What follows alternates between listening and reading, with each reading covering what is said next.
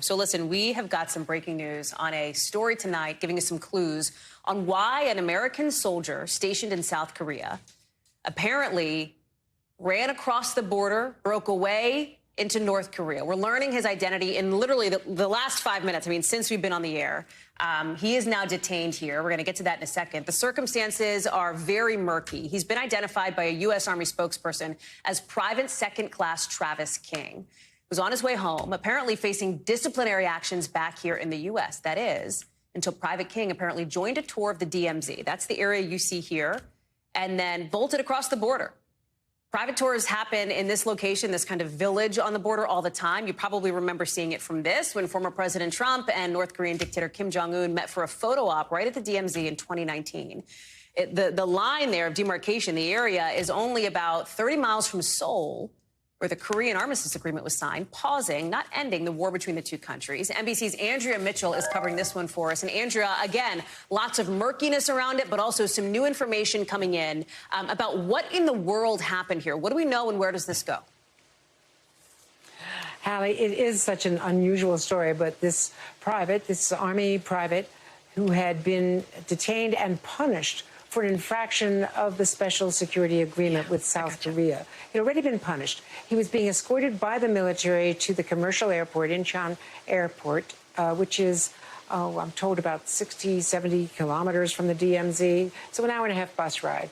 And so they escorted him. He was not in handcuffs. He was not under military police. He had served his time over there for whatever punishment this was. We don't know the infraction. And they took him to the commercial security checkpoint, and that's where they apparently left him. They couldn't take him to the gate.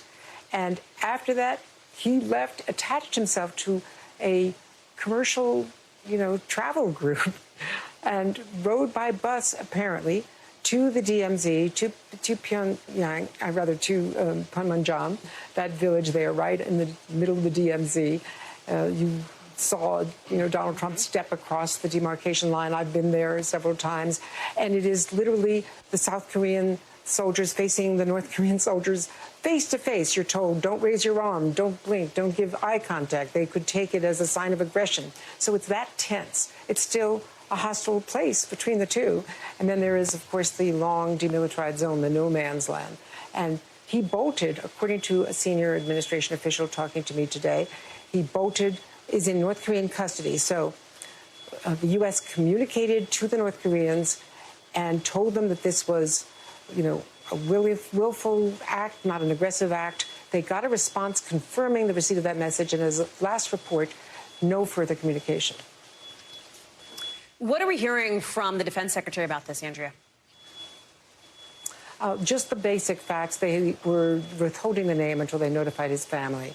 So he is going to have to face whatever military action, disciplinary action back here in the U.S. But in the meantime, they, of course, want to get him back.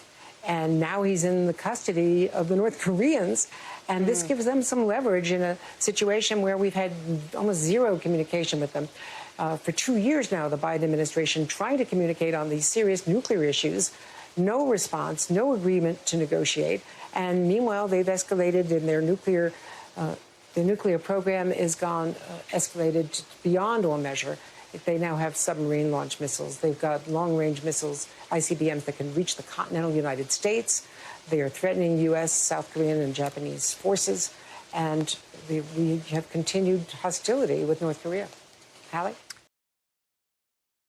Thanks for watching our YouTube channel. Follow today's top stories and breaking news by downloading the NBC News app.